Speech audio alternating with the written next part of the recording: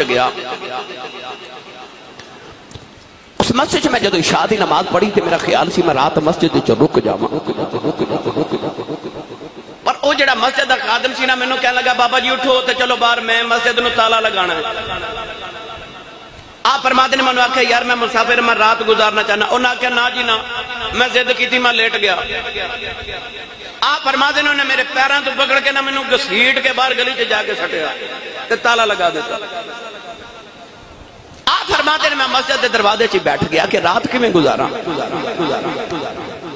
کہ بندہ قریب تو گزریا کو خدا تر سے بندہ سی میں نے کہنے لگا مسافر لگنا ہے تجھے رات گزارنی ہے تو میرے گھر آ جا آپ فرماتے ہیں میں دے گھر چلا گیا آپ فرماتے ہیں جڑے دے گھر گیا میں جا کے بیکھے اور ٹردہ بھی پردہ استغفر اللہ بیٹھ دا دے کہندہ استغفر اللہ کھانتا بھی کہندہ استغفر اللہ پینتا بھی کہندہ استغفر اللہ لیٹ دا پھر کہندہ استغفر اللہ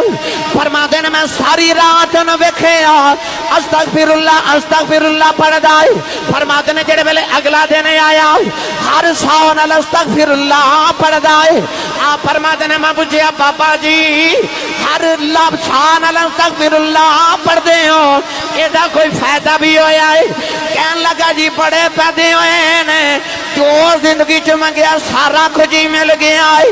بس ایک چیز نہیں ملی فرمایا بابا او کیڑی ہے کہن لگا زندگی دی ایک کوئی تمنا رہ گئی ہے امام احمد بن حنبل دی زیارت کرنی ہے